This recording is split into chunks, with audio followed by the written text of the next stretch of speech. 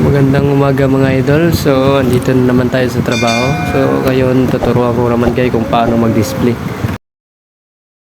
Napakadali lang po. So, gayahin nyo lang po yung mga ginagawa ko ngayon. So, kung paano, kunting kalaman lang po ito para sa mga gusto magtrabaho ng mga grocery dyan. O tindahan, ganyan, sari-sari store. O, kumukuha lang po ako ng mga idea sa mga kasama ko noon dito sa tindahan. Kasi nung bago pa ako rito, hindi pa ako marunong eh. Kasi pagpasok ko rito, wala akong experience sa tindahan. Kaya tinuruan na po nila ako kung paano. So, habang tumatagal, natuto na rin ako. Kaya nagsiyalisa na sila, ako na lang yung natira. So, kaya ako na lang yung palaging inutosan na rito sa mga ganyan, sa mga pagdating sa mga display. So, yung mga kasama ko, hindi marunong eh. Kaya tinuturuan na kung paano mag-display. So, napakadali lang naman pero ayaw pa nilang sundin yung mga tinuturo mo, yung mga tinuturo mo, hindi sila nakikinig ganyan. Kasi gusto nila sarili nilang gawa, sarili nilang gusto. Kaya ang pangit ng mga pagkakalagay. Maganda kasi pag ganito eh. Dapat tamang-tama yung paglagay mo.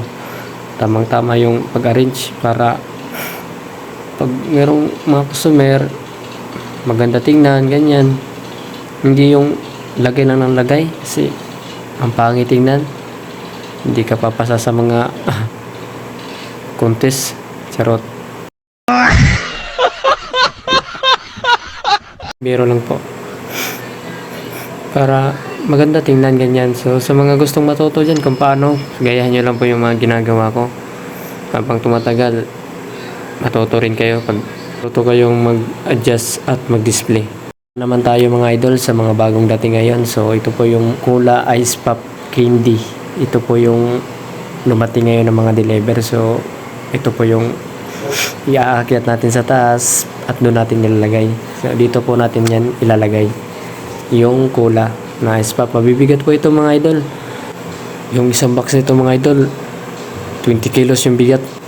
Hindi lang naman yung ito lang yung ginagawa namin dito mga idol. So all around kami dito. Nagpapasan rin kami ng mga bigas at mga feeds, ganyan, mga pagkain ng mga baboy. Kasi around yung trabaho namin rito eh. Hindi lang kay grocery, ganyan, tindahan lang. Meron din kaming agribit, mga medisina ng mga hayop, ng mga baboy, manok, ganyan. At nagbubuhat rin kami ng mga 200 sack ganyan pag mayroong mga deliver.